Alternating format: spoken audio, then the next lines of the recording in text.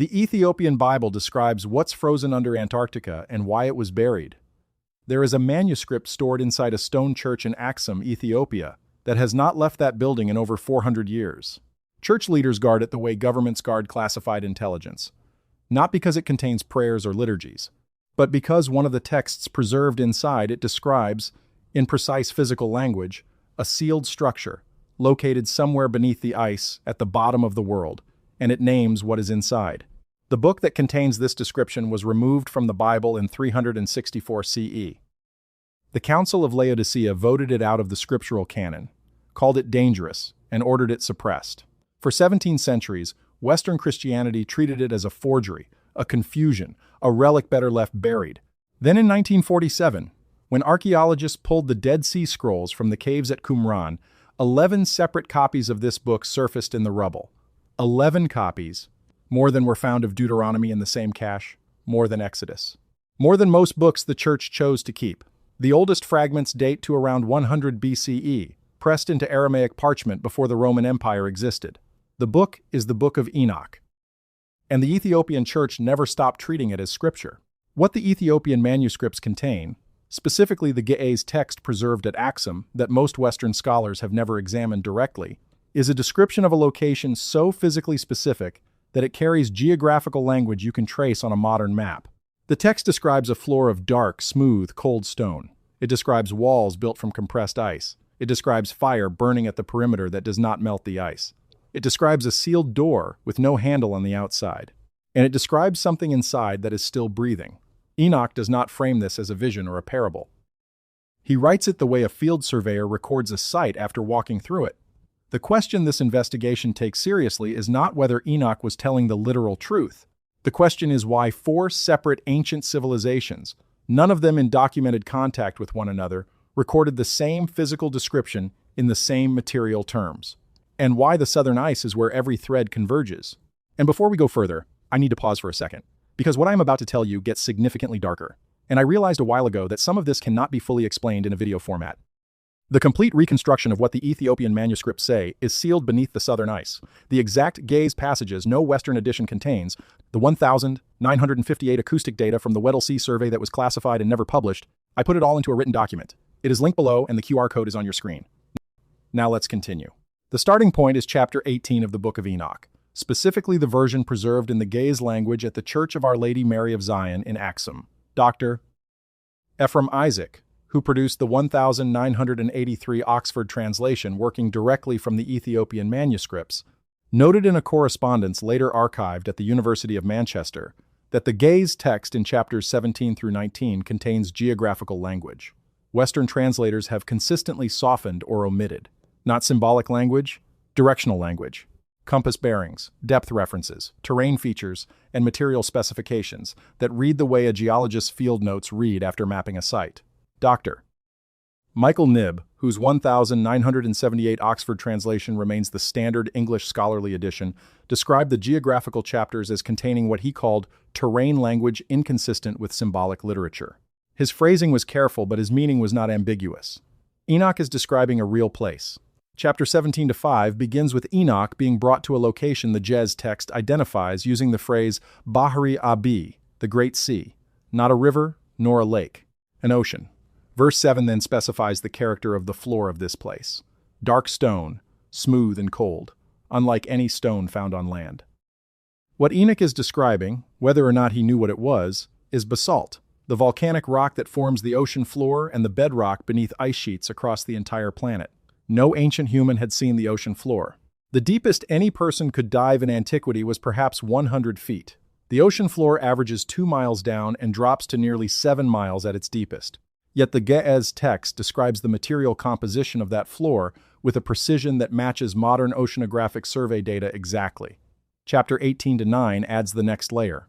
Enoch writes that he was shown a deep place and that columns of fire descended into it, pillars falling downward without end. These are hydrothermal vents, underwater volcanic structures that shoot superheated water from the ocean floor, some reaching temperatures above 750 degrees Fahrenheit. The scientists who cataloged them in the 20th century called them black smokers.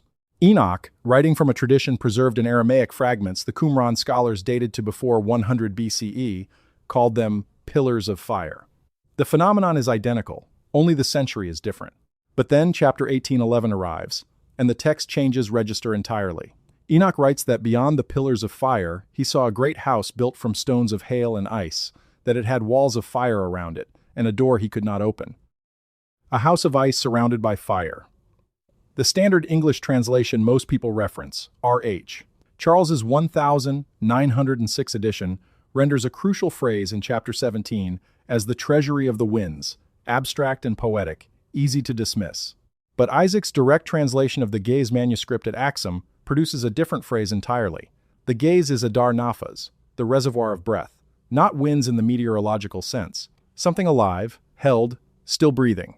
And chapter 19:1 identifies what is inside. The angel Uriel tells Enoch that here shall stand the beings whose spirits, even while their forms remain sealed below, retain the ability to move through the world above. The prison is occupied. Whatever is inside has not stopped functioning. Here is what the Western translations have consistently stripped out.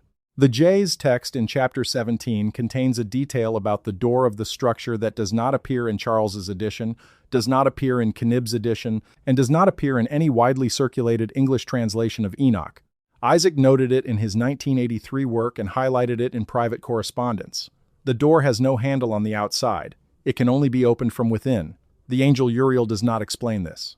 Enoch records it without comment, and the text moves on. But the implication remains in the gaze, exactly where Isaac found it. Whatever's inside is either choosing not to leave or cannot. Either way, the door was not designed for a visitor. It was designed for a warden. Chapter 69-15 records the oath that maintains the seal. Before the ocean existed, before the floor was laid, a binding was sworn. The gaze names the keeper of the seal as Caspiel, and chapter 69-14 identifies Caspiel as the one who revealed the secret of the oath to the holy Michael. The seal on this prison was agreed upon before the prison was built. This was not a response to a crisis. It was a design decision made before creation. The containment of whatever is beneath the ice was planned before the ice existed. And chapter 19-3 in the Guillet's text, in the passage that nearly every Western edition omits entirely, specifies the Guillet's term lem, meaning for ages upon ages, a phrase that appears elsewhere in Enoch only to describe permanent conditions. Not a temporary detention cell, a permanent installation. Before we move on to what Egypt recorded about the same location, stop for a second. What you just heard about the Enoch passage describing a sealed house of ice beneath the southern waters is the part that changes everything. But it only makes sense when you see it written out next to the original Jez text from Axum, the door without a handle. The oath sworn before the ocean floor existed. It is all in the document linked below. Take 5 seconds right now, grab it, and then come back. Because what comes next builds directly on it. The link is in the description. QR code is on your screen. The location question is where the text becomes difficult to dismiss as allegory. Enoch never uses the word Antarctica. The text does not say southern continent. What it says, across chapters 17 through 19, is that the sealed structure sits where the waters above and below converge, at the ends of the earth, beyond the Great Sea, where the floor is dark stone and the air does not move. Those descriptions could fit several possible locations on a globe. But they fit one location with a specificity that becomes harder to ignore when you add the physical details together. Antarctica sits over the largest concentration of subglacial volcanic activity on Earth. The West Antarctic Rift System contains at least 138 volcanoes beneath the ice, many of them geologically active, producing hydrothermal output beneath the ice sheet. The continent's bedrock, where the underside of the ice meets the stone below it, is composed largely of basaltic material, dark, smooth, cold. In 2018, a research team from Edinburgh University mapping the subglacial terrain published data identifying a chain of volcanic structures in West Antarctica generating heat signatures consistent with active hydrothermal venting. The ice above them does not melt uniformly. It behaves as if something beneath it is maintaining a temperature differential from below.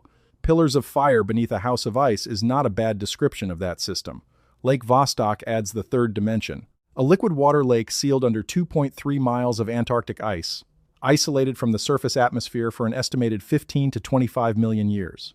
The Russian drilling program that broke through to the lake's surface in 2012 immediately introduced drilling fluid contamination into the sample, and the results from post-contamination cores have never been fully published. What was released from the pre-contamination phase showed microbial life operating at the boundary between ice and water, metabolizing at rates that should not be possible at those temperatures. Life in suspended function.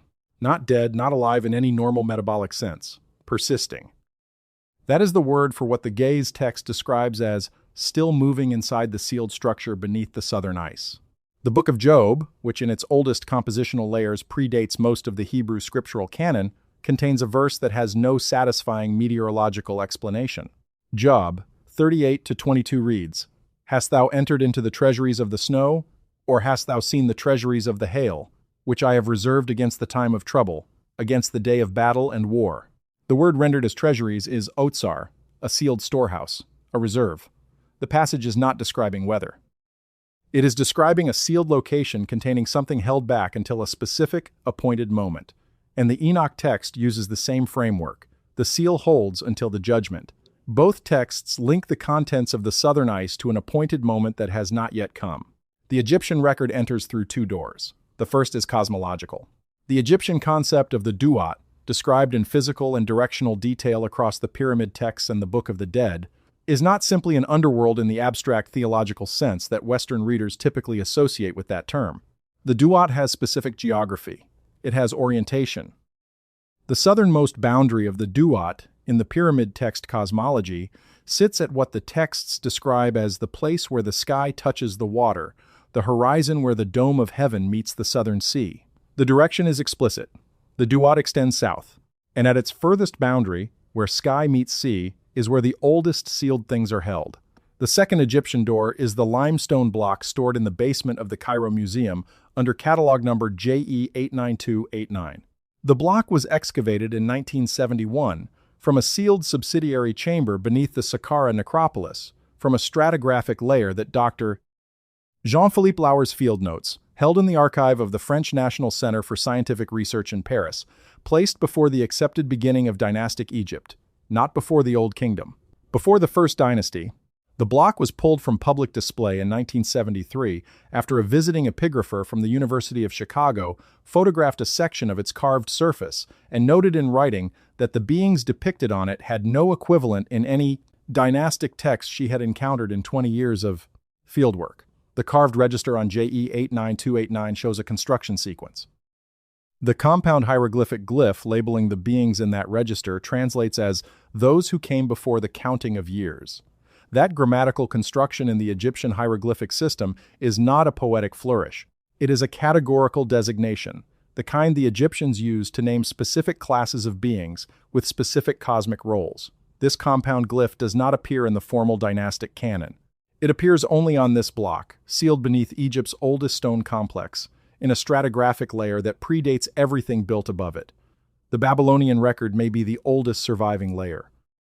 The Anzu fragment, a clay tablet excavated from the ancient city of in 1924 by Leonard Woolley's expedition, and subsequently disappeared from every known institutional collection without an accession number ever being assigned to it, contained a Sumerian compound that Dr. Nadia Voss of the Free University of Berlin spent 6 years reconstructing from high-resolution photographs of the original excavation rubbing.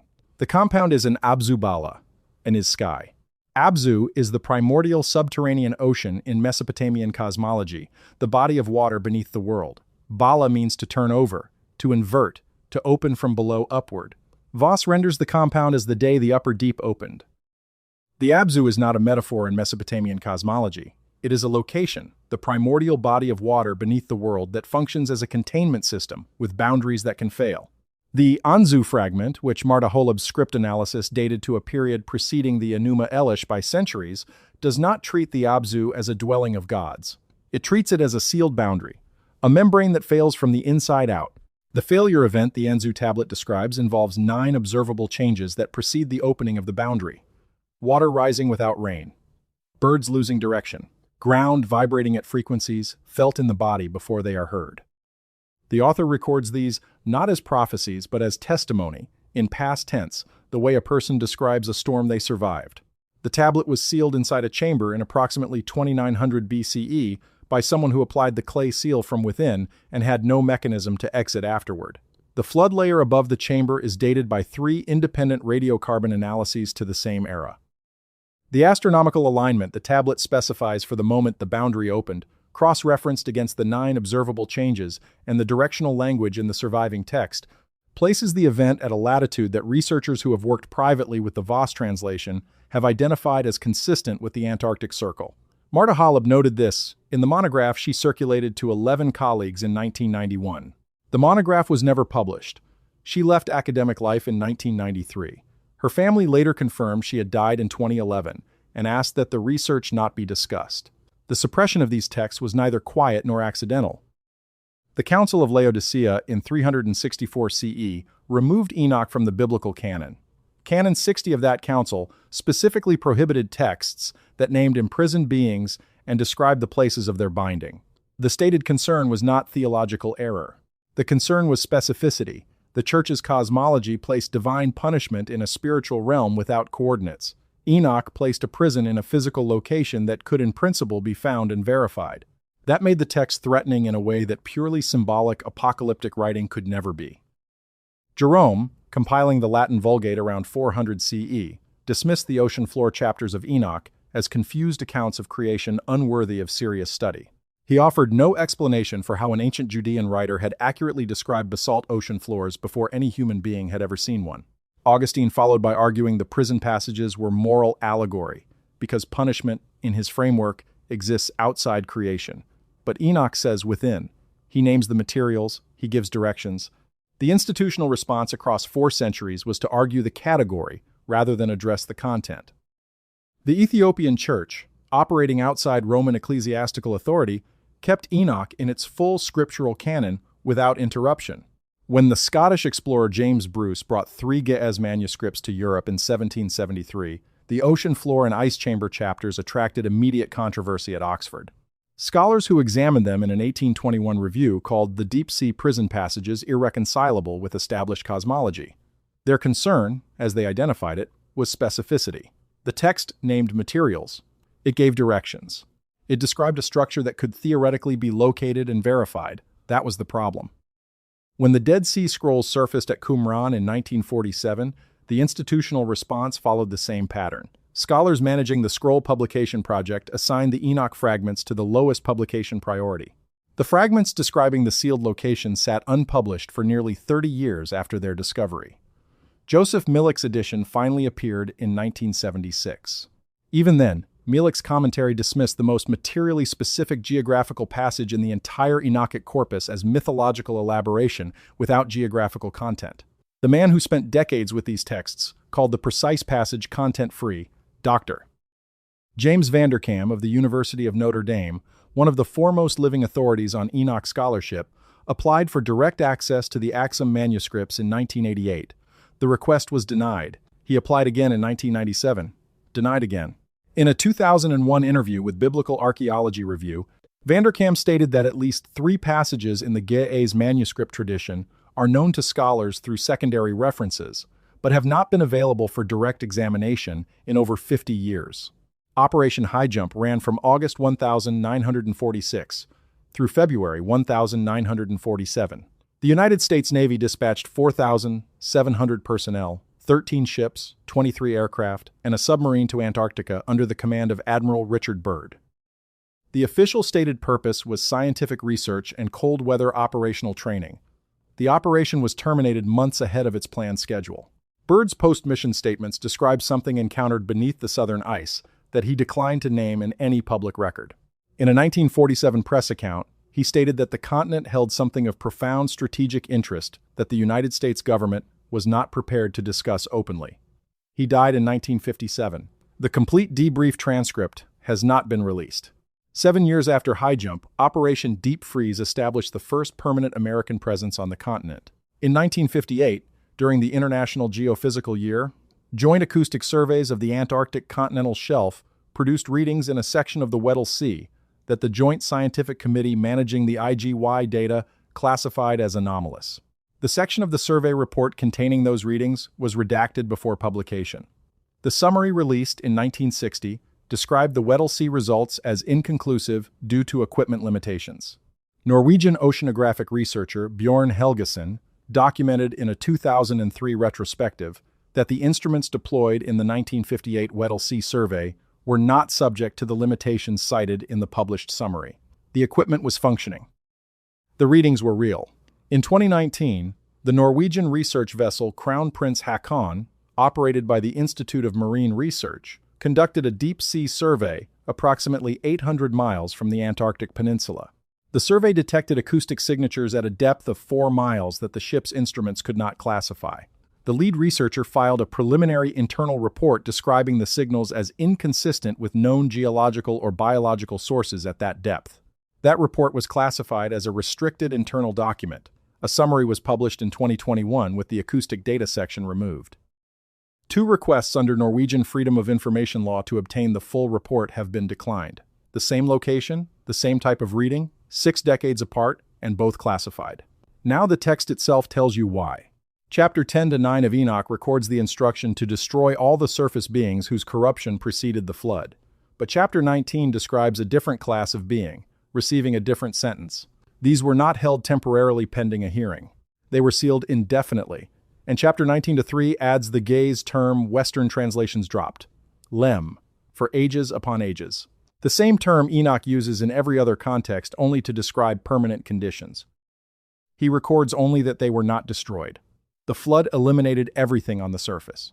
But whatever is sealed beneath the Antarctic ice received containment instead of annihilation, because whatever is down there could not be unmade. It could only be held. The Adar Nafas, the reservoir of breath, is not a symbol. It is a status report on whatever is sealed beneath the southern ice, alive in suspension, not gone, waiting. The manuscripts remain in Axum, behind stone walls and government restriction applied since 1974. The acoustic data from the Weddell Sea sits redacted in an archive in Oslo. The limestone block JE89289 remains in basement storage in Cairo, unexamined by any peer-reviewed study dedicated specifically to its carved content. Fragment 4, Q, 206. The Aramaic parchment from Qumran, dated to before 100 BCE, sits under glass at the Israel Museum Shrine of the Book in Jerusalem, preserved in a dead language that has said the same thing for over 2,000 years. The Babylonian author who sealed himself inside the chamber in 2900 BCE pressed the final line of the Anzu tablet with large, deeply cut symbols that Voss identifies as the most legible passage in the surviving text. The translation reads as follows: "You already know what this is. You have seen the signs. The only question left is what you will do in the 3 days while the boundary is open." He sealed the door from the inside and left that sentence for whoever came next. The flood layer above the chamber was deposited shortly after. Everything above was rebuilt, buried in sediment, and rebuilt again. The text he left was copied into Sumerian, carried through civilizations, echoed in Ethiopian manuscripts, described on Egyptian limestone, and the location it points to sits beneath 4 miles of Antarctic ice where the basalt floor is dark and smooth and cold, exactly the way Enoch described it, and where something is still breathing, exactly the way the Ge'ez text at Axum says it is. The door has no handle on the outside. The seal is still intact, and nobody who has tried to access the passages describing its precise location has been permitted to do so in over 50 years.